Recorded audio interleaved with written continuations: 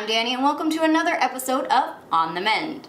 Now there's nothing I like more than a good farmer's market. I know, I'm like devastatingly cool. So today we are going to make the perfect farmer's market bag. But not just any old tote, because you know, you're cooler than that, right? I mean, you're watching the show, so you must be. Nope, today we are making this awesome Japanese knot bag. I know, tote's cool, right? I know, super hipstery, so grab your dream catcher and your floppy hat. Let's make this bag.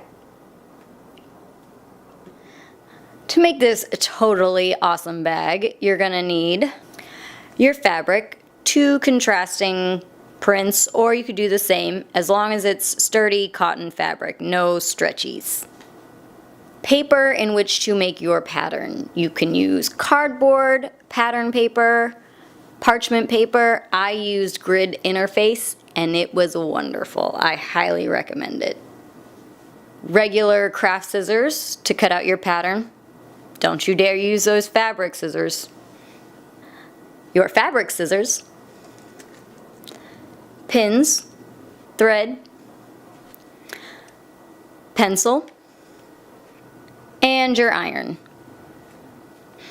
Now we're ready to make our pattern. When making your pattern for your Japanese knot bag, the most important thing to remember is that one of the straps should be at least twice as long as the other. This way, the long strap can loop through the smaller one. This is how the bag closes. Obviously, there's a little bit of artwork and technicality to these, but this is my dimensions. You can use them, make it smaller, larger, whatever you like. And voila! Now that you have your pattern, you're going to use this to cut out 4 pieces, 2 from each of our fabrics. To do this, we're going to fold the fabric, trace, and cut. For the pocket, cut out a rectangle from either fabric of your choosing, 7 inches tall, 4.5 inches wide. I chose these measurements because that is the perfect size for my cell phone. Now let's sew this pocket on. So to prep our pocket, we're going to fold down the top 1/2 inch and we're going to iron that. Now we're going to stitch right across there. That's going to be the opening to our pocket.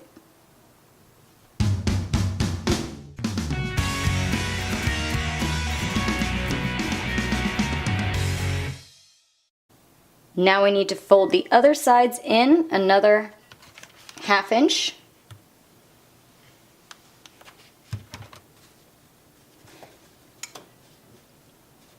All 3 sides.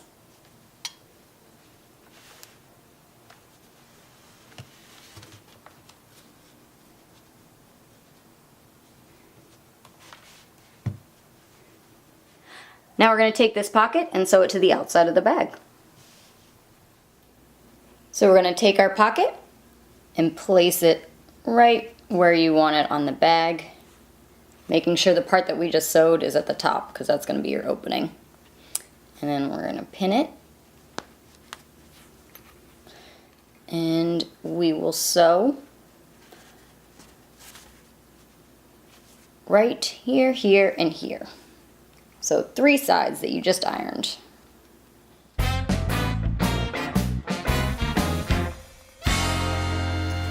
And there we go. We got our little pocket. Pocket to put stuff in. On to the big sewing stuff. You're gonna need your 4 pieces of fabric now, which I don't have. So now that you have your pocket sewn on, we're going to take its sister fabric, the matching fabric, and we're gonna place it on top of it, right sides facing each other. And we're going to pin from this corner all the way around to this corner and these 2 tops of the arms here. This is where we're going to sew. Just those areas. We'll do some magic with the rest of it later. And again, if you already forgot, we're sewing from here all the way around, and the two very tops. Then, the same goes for the other fabric. Place it down. Take his buddy, lay it on top. Right sides facing each other. And we'll pin the same areas, corner to corner and the top.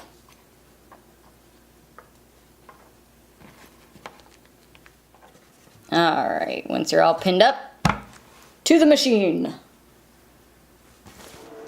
Feel free to take these curves as slow as you want. Not trying to break any records here. But I mean, the bigger the bag you make, the easier it is. Obviously, I chose the large bag. But you can make them any size. And the best thing about this bag is you made it. You designed it. You customized it. You did that. You're a bag lady. Oh, probably shouldn't call yourself that. We'll work on that. Okay. Now that you've done your little smiley face or horseshoe, whatever you want to call it, we still have to do the tops. So we're just going to go straight across. Easy peasy.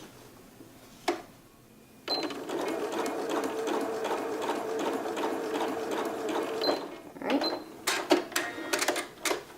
So easy. And the other one.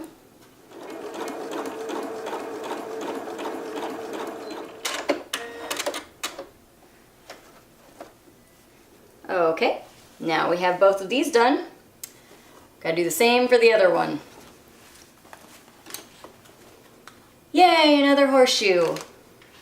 Kinda like smiley face better.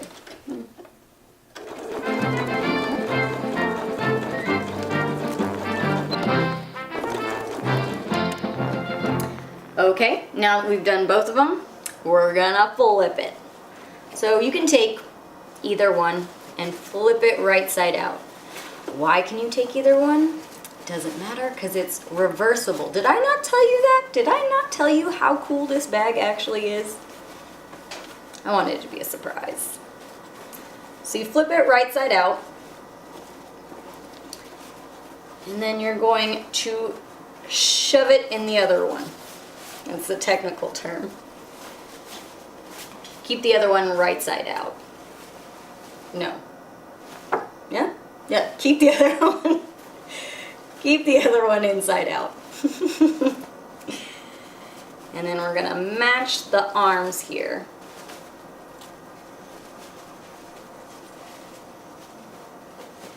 So it's kind of bag-ish. So we're first gonna take the arms and we're gonna match up these seams. So we're just gonna open it up like that and do the same for the other one, and then try to match them up as close as you can, and then we're going to pin.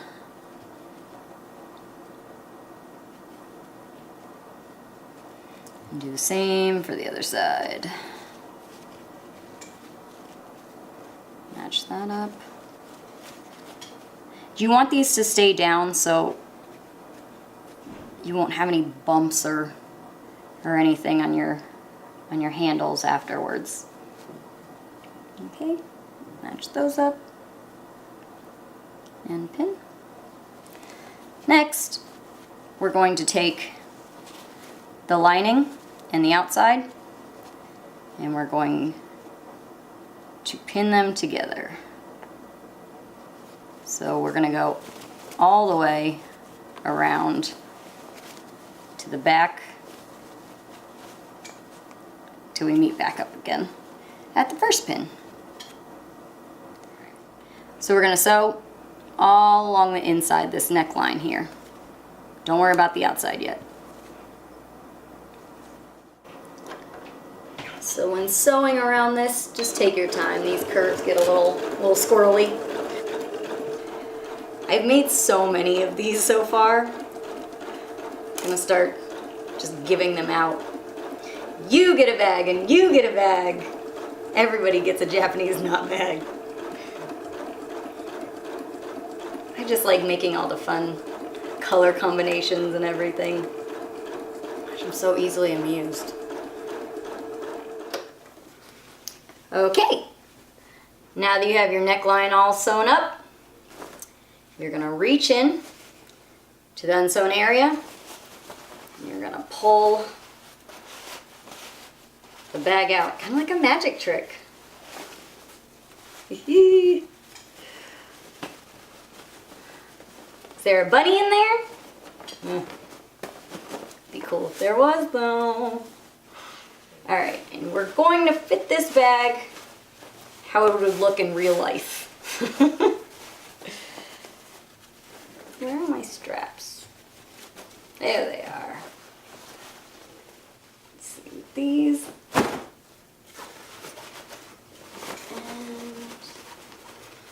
And here we go.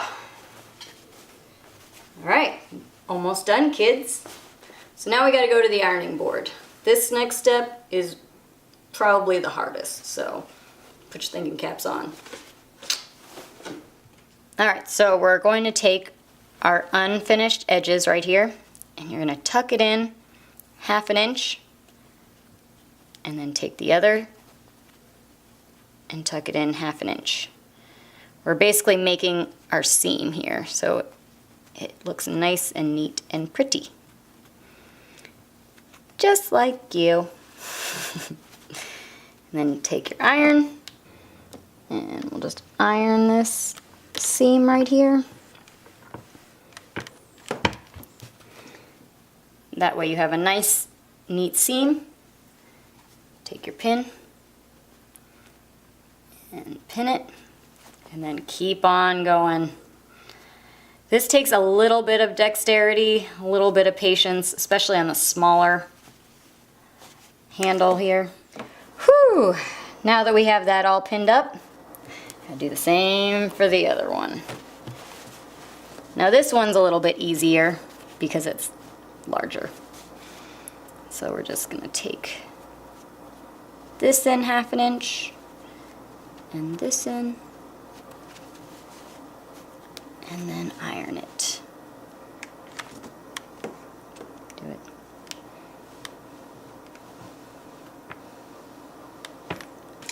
Like that. And we pin. So eventually this is going to look like a nice solid strap. Okay. Now that we're all pinned up, we're going to sew right around here, as nice and neat as possible. Let's go to the sewing machine. Okay, so again, we're just gonna sew right around there so we have a nice, perfect little handle, or armhole. This is the tricky part, so, you know, let the patience begin. Feel free to take this super, super slow.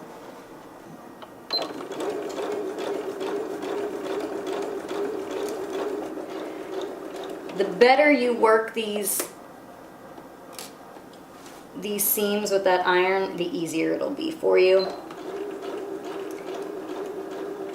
And I even stop at some of the curves just so I can make sure I can get everything situated where it's supposed to be.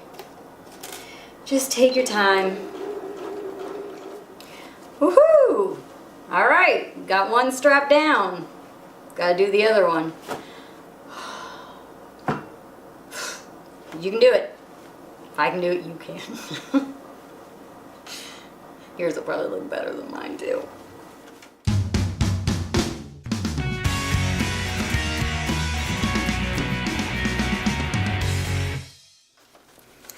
And there you have it, your finished bag. You can choose which side you want showing. Let's have the pocket out, huh? Because it's reversible. That's awesome. Perfect. And we'll carry it like this. Well, I am off to the farmer's market now to see how many plants I can fit in this bad boy. 7. The answer is 7. I already know. Or 5 bottles of wine, depending on how your day's going. But thank you so much for sewing with me, and I will see you next time on the Mend. Plants? We get plants now, right?